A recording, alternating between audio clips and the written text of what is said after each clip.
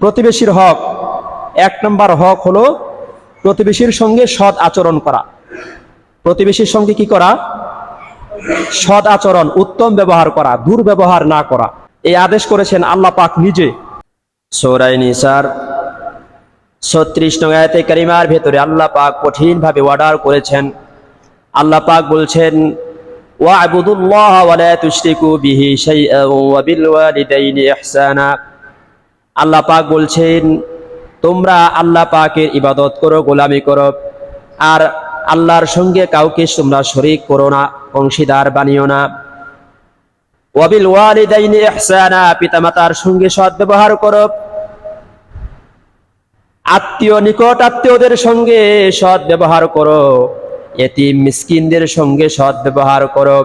ওয়াল জারিদিল কুরবা ওয়াল জারিল জুনুব, এবং নিকটবর্তী প্রতিবেশীর সঙ্গে সৎ ব্যবহার করো এবং দূরবর্তী প্রতিবেশীর সঙ্গে সৎ ব্যবহার করো।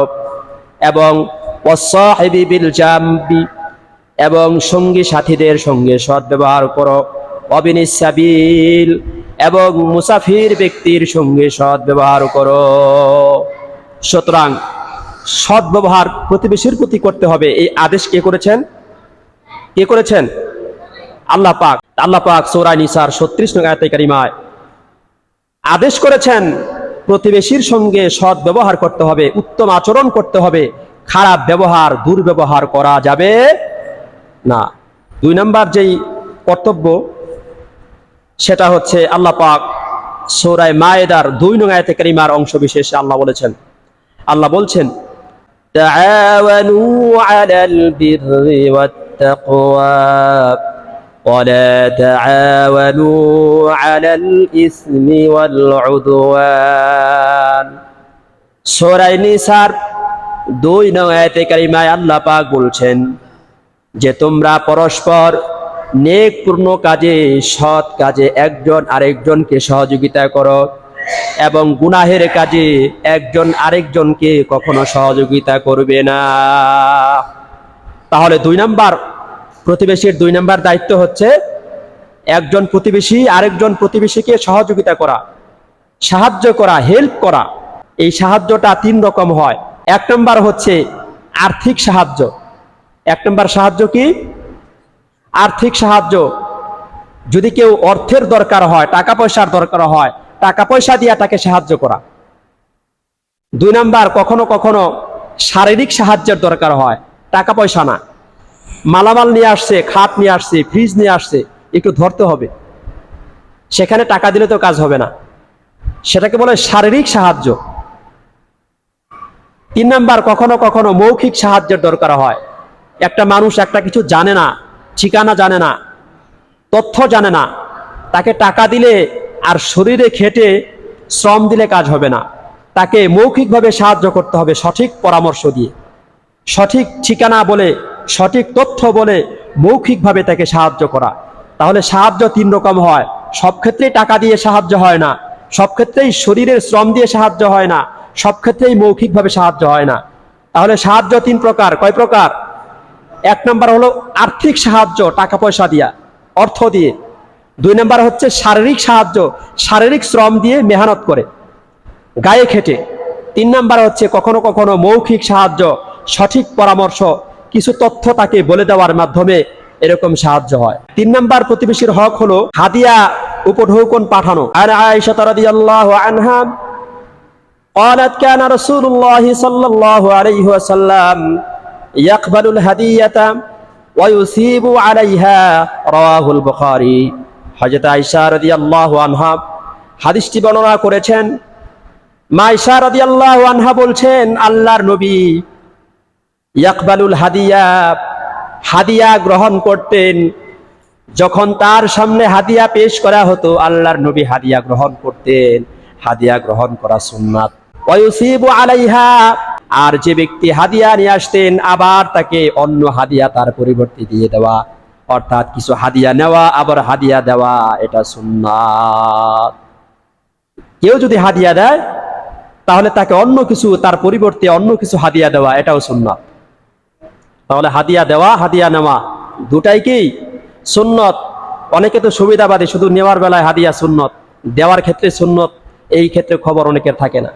عن ابي هريره رضي الله عنه قال قال رسول الله صلى الله عليه وسلم يا نساء المسلمات لا تحقرن جارة لجارتها ولو فرسان شاة رواه البخاري। বুখারীর বর্ণনায় হযরতে আবু হুরায়রা রাদিয়াল্লাহু আনহু বর্ণনা করেছেন, আল্লাহ নবী ইরশাদ করেছেন, ইয়া নিসাআল মুসলিমাত, যেহেতু সমাজের ভেতরে মহিলারাই বেশি বাড়িতে সময় কাটায়, এই জন্য জিনিস আদান প্রদান করার ক্ষেত্রে মহিলাদের ভূমিকা প্রধান থাকে। এই জন্য আল্লাহ নবী মহিলাদেরকে সম্বোধন করে বলেছেন, ইয়া নিসা আল মুসলিমাত, হে মুসলমান নারীগণ, লা তাহতিরান্না জারাতুন, কোন প্রতিবেশী যেন কোন প্রতিবেশীকে তিরস্কার, নিন্দা না করে, তিরস্কার না করে, হেয় না করে। লিজারাতিহা ওয়ালাউ ফিরসানু শাতিন, কোন প্রতিবেশী মহিলা যদি তার প্রতিবেশীকে সামান্য উপহারও দেয়, অর্থাৎ বকরির পা যদি হাদিয়া দেয়, বকরির খোর যদি হাদিয়া পাঠায়, অর্থাৎ সামান্যতম জিনিসও যদি কোনো প্রতিবেশী অপর প্রতিবেশীর বাড়িতে পাঠায়, তাহলে সামান্য জিনিস হওয়ার কারণে সে যেন তার প্রতিবেশীকে তুচ্ছ তাচ্ছিল্য না করে। অনেকে হাদিয়া দিলে বলে কি দিয়েছে, এটা কোনো দেওয়ার জিনিস হলো? এরকম অপমান অপদস্থ করতে আল্লাহ রাসূল নিষেধ করেছেন। নারী সমাজকে সম্বোধন করে আল্লাহ পাক গোটা জাতিকে বুঝিয়েছেন, হাদিয়া দেওয়া, হাদিয়া নেওয়া সুন্নাত। প্রতিবেশী প্রতিবেশীকে হাদিয়া দিবে, হাদিয়া নিবে, এতে প্রতিবেশীর প্রতি মহাব্বত, আন্তরিকতা আরো বাড়বে। 4 নম্বর হক হলো সম্মান করা। মুসলিম শরীফের হাদিস, রাসূল বলেছেন, মান কানা ইউমিনু বিল্লাহি ওয়াল ইয়াউমিল আখির ফালিইউকরিম জারাহু, যে ব্যক্তি ঈমানদার, যে আল্লাহর প্রতি ঈমান এনেছে, কিয়ামতের দিনকে যে ব্যক্তি বিশ্বাস করে, ওই ব্যক্তির আবশ্যক হলো, অবশ্য করণীয় হলো, সে তার প্রতিবেশীকে সম্মান প্রদর্শন করবে, কখনো অসম্মান বেয়াজ্জতি করবে না। মানুষ আজকে প্রতিবেশী আরেকজন প্রতিবেশীকে কেমনে বেয়াজ্জতি করা যায়, অসম্মান করা যায়, দোষ খোঁজা যায়, এই ফিকিরে অনেকেই থাকে, অনেক সমাজ এরকম আছে। এটা পরিহার করতে হবে। 5 নম্বর হচ্ছে সালাম দেওয়া, কুশল বিনিময় করা। সালাম দেওয়া, কুশল বিনিময় করা। রাসূল বলেছেন, সাহাবীদেরকে লক্ষ্য করে বলছেন, তিরমিজি শরীফের হাদিস, আল্লাহ নবী বলেছেন, আলা আদুল্লুকুম আলা আমরিন ইদা আনতুম ফাআলতুমুহু তাহাবাবতুম আফসুস সালাম বাইনাকুম, রাওয়াহু তিরমিজি। তিরমিজির বর্ণনায় আল্লাহ নবী বলেছেন, হে আমার সাহাবীরা শুনে রাখো, আদুল্লুকুম আলা আমরিন ইদা আনতুম ফাআলতুমুহু তাহাবাবতুম, আমি কি তোমাদেরকে এমন একটি জিনিসের কথা বলে দেব না, যদি তোমরা এই জিনিসটার উপর আমল করো, তাহলে তোমাদের পরস্পরের প্রতি ভালোবাসা তৈরি হয়ে যাবে। সাহাবায়ে কেরাম বলেন, ইয়া রাসূলুল্লাহ, কেন নয়, অবশ্যই বলবেন। আল্লাহ রাসূল বলছেন, আফসুস সালাম বাইনাকুম, তাহলে বেশি বেশি তোমরা পরস্পরকে সাথে সালাম বিনিময় করো। আল্লাহ রাসূল বলেছেন, এই সালাম এমন একটা জিনিস, যে সালাম বেশি বেশি বিনিময় করার কারণে ওই দুইজন ব্যক্তির মধ্যে আল্লাহ পাক ভালোবাসা তৈরি করে দেন। বলুন সুবহানাল্লাহ। বেশি বেশি সালাম দেওয়া। সালাম দিতে চাই না, যদি একটু কথা লাগে তার সাথে সালাম তো দূরের কথা, সেদিকে ফিরেও তাকাতে চাই না, কথা বলা বন্ধ করে দেই। 3 দিনের বেশি কথা বলা হারাম। কথা না বলে থাকা 3 দিনের বেশি কি হারাম। যদি প্রয়োজন হয় কথা না বলেন রাগ করে, কেন কথা বলেন না? একটা হলো প্রয়োজন নাই, সুযোগ হয় নাই, আরেকটা হলো জিদ এবং রাগ করে। তো জিদ এবং রাগ দুইটি আপনার মনের মধ্যে আছে। সব থেকে উত্তম ফতোয়া আপনি নিজেই দিতে পারবেন, আপনি কোন কারণে কথা বলেন না। এজন্য রাগ অভিমান করে, জিদ আর গুসা করে 3 দিনের বেশি কোনো মুসলমান অন্য মুসলমানের সাথে কথা না বলে থাকতে পারে না। যদি কারোর টাকার দরকার হয়, ঋণ দেওয়া, আমরা তো ঋণ দেই না, সুযোগটা নেই, সুদ দেই। সুদ দেওয়া নেওয়া হারাম। সূরা বাকারার 1টা পৃষ্ঠায় আয়াত আল্লাহ নাযিল করেছেন। এই সুদের বড় প্রথা ছিল আরবে আইয়ামে জাহিলিয়াতের যুগে, রাসূলের জমানায়। আল্লাহ পাক সাথে সাথে এই অন্ধকার দূর করার জন্য আয়াত নাজিল করলেন, 1 পৃষ্ঠা আয়াত নাজিল করেছেন সুদের সম্পর্কে। বড় বড় ব্যবসায়ী ছিল, সুদের বড় বড় কারবার ছিল। এই সুদকে আল্লাহ পাক হারাম ঘোষণা করেছেন। সূরা তাগাবুন আয়াত সংখ্যা 17 আল্লাহ বলছেন, ইন তুকরিদুল্লাহ করদান হাসানা ইদাইফুহু লাকুম ويغفر لكم والله شكور حليم আল্লাহ বলছেন ইন তুকরিদুল্লাহ করদান হাসানা, যদি কারো কর্জে হাসানা দরকার হয় তাহলে তোমরা আল্লাহ তাআলাকে কর্জে হাসানা দাও। অর্থাৎ তোমরা যদি টাকার প্রয়োজন হয়, অর্থের যদি প্রয়োজন হয়, তাকে তোমরা কর্জে হাসানা দাও। আল্লাহ বলছেন কর্জে হাসানা দিলে পরেই তোমার মালকে ডাবল করে দিবেন আল্লাহ রাব্বুল আলামিন। ওয়ায়াগফির লাকুম, তোমাদের জীবনের গুনাহ খাতা maaf করে দিবেন। আল্লাহু শাকুরুন হালিম, আল্লাহ পাক হচ্ছেন শাকুর এবং হালিম। সুতরাং আল্লাহ রাব্বুল আলামিন সূরা তাগাবুনের 17 নং আয়াতে কারিমায় কর্জে হাসানার কথা বলেছেন। যদি কেউ কাউকে কর্জে হাসানা দেয়, আল্লাহ পাক কোরআনে দুইটা ফজিলতের কথা বলেছেন। একটা হচ্ছে যে কর্জে হাসানা দিলে সম্পদকে আরো ডবল বানিয়ে দেবেন, আর 2 নাম্বার হচ্ছে যে ব্যক্তি কাউকে কর্জে হাসানা দেয় তার জীবনের গুনাহ খাতাগুলোকে আল্লাহ maaf করে দেন। শুধু এখানেই শেষ নয়, রাসূল বলেছেন কুল্লু মা'রুফিন সাদাকাতুন, এই যে কর্জে হাসানা দিল টাকা আবার সে রিটার্ন পাবে, কিন্তু কর্জে হাসানা দেওয়ার কারণে ওই টাকা সাদাকার সওয়াব আল্লাহ পাক তার আমলনামায় দান করে দেন। কেউ যদি কাউকে কর্জ দেয় তাহলে কোরআনের ভাষায় 2টা ফজিলত, একটা হচ্ছে আল্লাহ পাক সম্পদকে ডবল বানিয়ে দিবেন এবং তার গুনাহ খাতা maaf করে দিবেন। আর হাদিসের ভাষায় রাসূল বলেছেন সে যে কর্জে হাসানা দিল, একবারে দেয় নাই, কর্জে হাসানা দিছে, ঋণ দিয়েছে, এই কারণে আল্লাহ তাআলা ওই পরিমাণ সাদাকার সওয়াব আমলনামায় দান করে দিবেন। টাকা তো ফেরত পাবেই, সাদাকার সওয়াব অটোমেটিক পেয়ে গেল। অথচ এই সওয়াব আমরা চাই না। যে সুদ হারাম, মালকে একেবারে তুচ্ছ বানিয়ে দেয়, ডবল তো দূরের কথা, মনে করে সুদ বাড়ায়। আল্লাহ কয় সুদ হলো তোমার সম্পদকে কমায় দেয়, তুমি বুঝতে পারো না, টের পাও না। 7 নাম্বার করণীয় হচ্ছে যদি প্রতিবেশী কারোর সাথে ঝগড়া হয়, সেই ঝগড়াকে মীমাংসা করে দেওয়া। কিন্তু আজকাল সামাজিক মাতবর যারা আছে, ঝগড়া আরো ডবল বানায় দেয়, কেমনে আরো বড় করা যায়।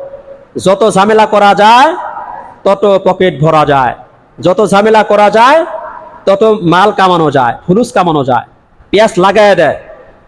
এরকম কিছু মাতবর থাকে না সমাজে? সব সমাজে আছে। এদের ঠিকানা কিন্তু জাহান্নাম ছাড়া কোথাও নাই। যদি কেউ মীমাংসা করে দেয়, আল্লাহ পাক তাকে সাদাকার সওয়াব দান করবেন। আন জাবির ইবনে আব্দুল্লাহ রাদিয়াল্লাহু আনহু আনিন নবী সাল্লাল্লাহু আলাইহি ওয়াসাল্লাম قال কুল্লু মা'রুফিন সাদাকাতুন। বুখারীর বর্ণনায় হযরত জাবির ইবনে আব্দুল্লাহ রাদিয়াল্লাহু আনহু থেকে বর্ণিত হাদিস, আল্লাহ নবী ইরশাদ করেছেন কুল্লু মা'রুফিন সাদাকাতুন, প্রত্যেকটা ভালো কাজ সাদাকার সওয়াব। বান্দা যখন কোনো ভালো কাজ করে, আল্লাহ পাক ওই ভালো কাজের বিনিময়ে তার আমলনামায় সাদাকার সওয়াব লিখে দেন। যে কোনো ভালো কাজ, ব্যবসা করতেছেন, মাল ফেরত নিয়েছেন, আল্লাহ পাক এই মাল সাদাকার সওয়াব আপনার আমলনামায় দান করবেন। 8 নাম্বার হচ্ছে প্রতিবেশীকে ক্ষুধার সময় তাদের খাবার ব্যবস্থা করে দেওয়া। রাসূল সাল্লাল্লাহু আলাইহি ওয়াসাল্লাম বলেছেন কঠিন ভাষায়, আন ইবনে আব্বাস রাদিয়াল্লাহু আনহু قال রাসূলুল্লাহ সাল্লাল্লাহু আলাইহি ওয়াসাল্লাম লাইসাল মুমিনু আল্লাযী ইয়াশবাউ ওয়া জারুহু জাইউন। তাবারানীর বর্ণনা আসছে, হযরতে আব্দুল্লাহ ইবনে আব্বাস রাদিয়াল্লাহু আনহু বলছেন লাইসাল মুমিন, সে ব্যক্তি মুমিন নয়, আল্লাযী ইয়াশবাউ, যে ব্যক্তি তৃপ্তি সহকারে খায়, ওয়া জারুহু জাইউন, অথচ তার পাশের ভাই না খেয়ে অনাহারে কষ্ট করতেছে, সে সেদিকে ভ্রুক্ষেপ করে না, নিজে শুধু খায় পেট ভরে, কিন্তু পাশের ভাই ক্ষুধায় কষ্ট করে সেদিকে খোঁজ রাখে না, সে ব্যক্তি মুমিন নয়। 9 নম্বর, প্রতিবেশীর আরেকটা হক হলো কষ্ট না দেওয়া। কষ্ট কেমনে দেয়? বিভিন্ন ভাবে কষ্ট দেওয়া হয়। তার মধ্যে একটা হচ্ছে যদি কেউ কারো বাড়ির সামনে বিশাল বড় প্রাসাদ বানায়, যার ফলে পাশের বাড়ির বাতাস, সে বাতাস থেকে বঞ্চিত হয়, বাতাস চিনি না আমরা, সে বাতাস থেকে বঞ্চিত হয়, তাহলে এই ব্যক্তি সে প্রতিবেশীকে কষ্ট দিল বাতাস আটকিয়ে রেখে।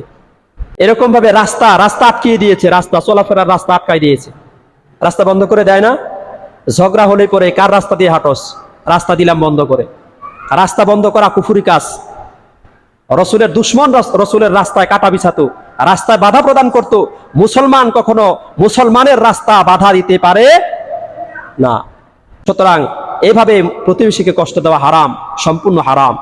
10 নাম্বার হচ্ছে প্রতিবেশীর হক নষ্ট করা। প্রতিবেশীর হক নষ্ট করা। হক কেমনে নষ্ট করা হয় আমি আগেই বলেছি। প্রতিবেশী তার জায়গা আধা হাত আপনি দখল করেছেন, এক হাত দখল করেছেন, প্রতিবেশীর গাছ আপনি দখল করে নিয়েছেন, ভোগ করতেছেন, প্রতিবেশীর জায়গা দখল করে খাচ্ছেন, প্রতিবেশীর ক্ষেত দখল করে খাচ্ছেন, জবরদখল করে খাচ্ছেন। আপনি তার মালিক নন, আপনার প্রতিবেশী তার মালিক। তাহলে এভাবে করে প্রতিবেশীর হক নষ্ট করতেছেন, এখানে বান্দার হক নষ্ট করছেন। আপনি যতই নামাজ পড়েন, যতই হজ করে আসেন, যতই হাজী সাহেব হন না কেন, যদি ওই মালিক যদি আপনাকে মাফ না করে, হাসরের ময়দানে, কিয়ামতের ময়দানে আল্লাহ পাক আপনাকে মাফ করবে না। আপনার হজ, আপনার নামাজ, ইবাদত বন্দেগী সব বিফলে চলে যাবে। বুখারীর হাদিস, যে ব্যক্তি অন্যের জমি এক বিঘাত জমিও যদি কেউ অন্যের দখল করে খায়, তাহলে এর কারণে আল্লাহ পাক তাকে কিয়ামতের ময়দানে 7 তবক জমিনের নিচে ডাবায় দিবেন। এই জন্য এই সম্পদ আপনার জাহান্নামের কারণ হয়ে যাবে। এই জন্য অন্যের হক নষ্ট করা দরকার কি? আজকে মারা গেলে সব রেখে যেতে হবে, ফেলে যেতে হবে, সন্তান খাবে, এরপরে সেও নিয়ে যাবে না। এই সম্পদ নিয়ে কেন মারামারি কাটাকাটি হবে? আমার এক হাত জায়গা, আধা হাত জায়গা, এটা নিয়ে আমার কি লাভ? এই জন্য এই বিষয়গুলোর প্রতি খেয়াল রাখা। যে দায়িত্ব কর্তব্যের কথা বলা হলো প্রতিবেশীর, আল্লাহ পাক আমাদের সকলকে এই দায়িত্ব কর্তব্যগুলো সঠিকভাবে যেন আমরা মানতে পারি, আমল করতে পারি, সেই তৌফিক দান করুন। সকলে বলুন আমিন।